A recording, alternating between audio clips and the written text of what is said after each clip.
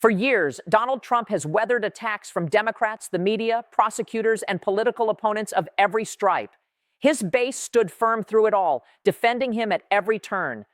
But now, something unusual is happening. The criticism isn't coming from the left. It's coming from within, from the very people who wore the red hats, attended the rallies, and made Trump synonymous with an unyielding political movement. The issue? Minnesota, and what many of his most devoted supporters are calling a moment of unacceptable weakness. In politics, your enemies attacking you is expected. Your allies turning on you? That's a different kind of problem entirely. This is the story of a base pushing back against its own leader. To understand the backlash, we need to understand what actually happened in Minnesota that set this conflict in motion. The situation in Minnesota escalated in a way that demanded a response from the administration. As events unfolded on the ground, attention turned to the White House. How would the president handle this? What approach would he take? The administration's response came, but it wasn't what many supporters expected. Instead of the aggressive, confrontational posture that had become a trademark of Trump's political brand, the approach taken was notably more measured. The word that began circulating was de-escalation. For some observers, this represented pragmatic governance, a recognition of complex realities on the ground. But for a significant portion of Trump's base, this framing landed very differently. They saw hesitation where they expected decisive action. They saw calculation where they wanted conviction. The timeline of events and decisions became a focal point for criticism. Supporters began scrutinizing not just what was done, but what wasn't done. The gap between expectation and reality became the source of growing frustration. What followed was a rapid shift in tone across pro-Trump communities. The Minnesota response had become a flashpoint, and the backlash was only beginning. The term de-escalation became the lightning rod. In political messaging, word choice matters enormously, and this particular framing carried implications that troubled many within Trump's coalition. The administration's communications around the Minnesota situation employed language that emphasized restraint, process, and measured response. For a political movement built substantially on the promise of forceful, unapologetic action, this tonal shift was jarring. Supporters parsed every statement carefully. They analyzed official communications, social media posts, and public remarks, searching for the combative certainty they had come to expect. What they found instead was language that seemed calibrated, careful, and in their view, insufficiently aggressive. The perception of weakness wasn't necessarily about any single statement. It was cumulative. The overall posture projected by the administration during this period read to many loyalists as accommodation rather than confrontation. They interpreted the messaging as prioritizing optics or external pressures over the uncompromising stance they believed they had been promised. Whether this interpretation was fair or accurate is almost beside the point politically. In the realm of base management, perception functions as reality. And the perception taking hold among influential voices in the MAGA movement was that something had changed, that the administration was pulling punches when it should have been swinging. This perception gap between messaging and expectation would fuel everything that came next. The reaction from Trump's base was swift, public, and unsparing. Across social media platforms, comment sections, and online forums where MAGA supporters congregate, a wave of criticism emerged that was remarkable not for its existence, but for its source. These weren't opposition voices or mainstream media critics. These were people who had defended Trump through years of controversy, and now they were directing their frustration at him. Prominent voices within the MAGA media ecosystem began expressing disappointment openly.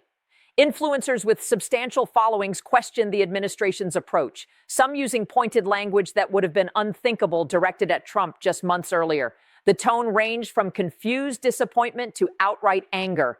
At the grassroots level, the sentiment was similarly intense. Supporters who had invested years of loyalty into the movement expressed feelings of betrayal. Many framed their criticism around the idea that they hadn't signed up for compromise or careful political calculation. They had signed up for a fighter. The online discourse took on an increasingly harsh character. Words like weak, betrayal, and unacceptable appeared repeatedly across platforms.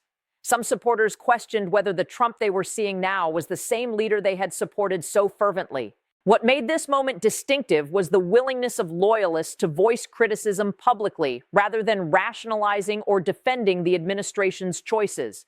The usual pattern of closing ranks wasn't holding. Instead, a significant segment of the base was openly breaking with their political standard bearer over what they viewed as a fundamental departure from his core promise.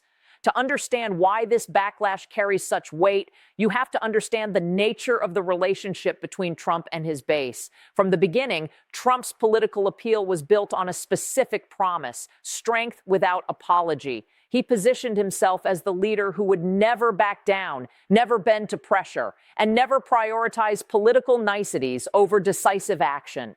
This wasn't just campaign rhetoric. It became the foundational contract of his political movement. His supporters internalized this promise deeply. They defended him through controversies that would have ended other political careers precisely because they believed he would never waver. The implicit agreement was clear: unwavering loyalty in exchange for unwavering toughness. This history creates an extremely high-stakes dynamic around any perceived softening. When supporters feel that the fundamental promise is being broken, the reaction isn't proportional to the specific incident. It connects to years of invested loyalty and the core reason many supported Trump in the first place. Other politicians might have room for strategic flexibility, but the particular brand Trump built leaves remarkably little margin for perceived weakness. His base didn't choose him despite his combative approach. They chose him because of it. Any deviation from that approach challenges the very foundation of their support. Not every moment of base discontent is politically significant. Supporters grumble, vent frustrations, and then typically fall back in line. The critical question with the Minnesota backlash is whether this represents that familiar pattern or something more consequential. Several factors suggest this moment carries unusual weight. First, the public nature of the criticism matters. In past controversies, Trump's base largely kept disagreements private or muted, presenting a unified front against external critics. This time, the criticism is loud, visible, and unapologetic. Supporters aren't just privately disappointed, they're broadcasting their frustration for everyone to see. Second, the specific issue at the heart of this backlash touches on core identity rather than peripheral policy. This isn't disagreement over legislative tactics or staffing decisions. It strikes at the fundamental question of who Trump is and what he represents. Identity-based fractures are far more difficult to repair than policy disputes. Third, the voices expressing dissent include influential figures within the MAGA ecosystem. When grassroots supporters complain, it can be dismissed as background noise. When prominent influencers and media figures who help shape base opinion join the criticism, the dynamics change considerably.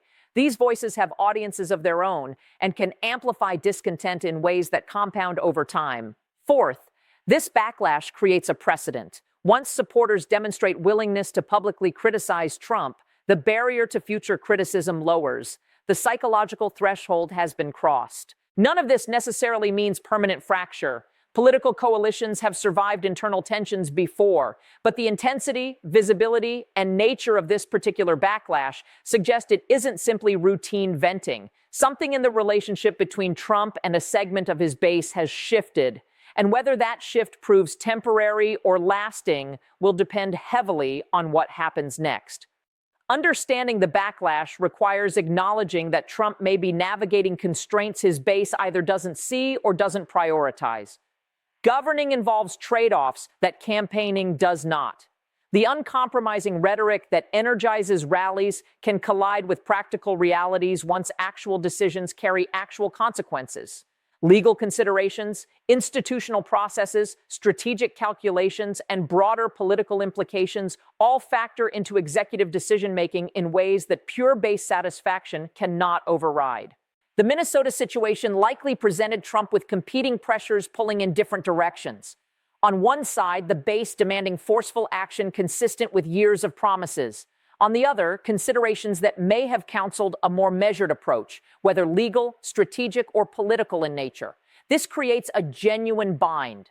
Satisfying the base's desire for maximalist action might generate consequences that create larger problems down the line. But tempering that action, even for sound reasons, risks the kind of backlash now unfolding. The challenge is compounded by the nature of Trump's political brand. Other leaders might explain the nuances, outline the competing considerations, and ask supporters to trust their judgment. But Trump built his appeal partly on rejecting that kind of conventional political explanation. His base expects action, not explanation. Results, not rationale. This leaves limited options for managing the current discontent. Explaining the reasoning behind the Minnesota approach might satisfy some supporters, but could also be perceived as excuse-making. Yet staying silent or doubling down without acknowledgement risks letting the frustration fester. The political calculus Trump faces has no easy resolution, and how he navigates it will reveal much about the current state of his political operation. Several paths forward exist from this point, each with distinct implications. In one scenario, Trump responds to the backlash by taking more aggressive action or adopting tougher rhetoric to reassure his base. This approach could quickly repair the damage, demonstrating responsiveness to supporter concerns and reaffirming the combative brand they expect. The risk is that such moves might create other complications, depending on the situation's specifics. In another scenario, the base frustration gradually fades without direct response. Political attention shifts, new issues emerge, and supporters who expressed anger ultimately return to the fold because they see no viable alternative. This pattern has repeated throughout Trump's political career, moments of tension followed by reconsolidation. A third possibility is lasting damage. If supporters conclude that this incident reveals a fundamental change in Trump's approach, the erosion of trust could prove difficult to reverse. Even if most supporters stay loyal, a meaningful fraction becoming permanently disillusioned could matter significantly in close political contests. Which trajectory unfolds depends on factors still developing, but each scenario carries consequences that extend well beyond this single episode. The Minnesota backlash illuminates a fundamental tension within populist movements. Political brands built on absolutes, never compromise, never back down, leave almost no room for the messy realities of governance. Trump's coalition was forged on the promise of unwavering strength. That promise created extraordinary loyalty, but also extraordinary expectations. When those expectations meet practical constraints, the resulting collision can be severe. This episode may pass, or it may signal something more enduring about the sustainability of absolutist political brands in a complex governing environment. Either way, it reveals how quickly the sword of uncompromising rhetoric can cut both ways.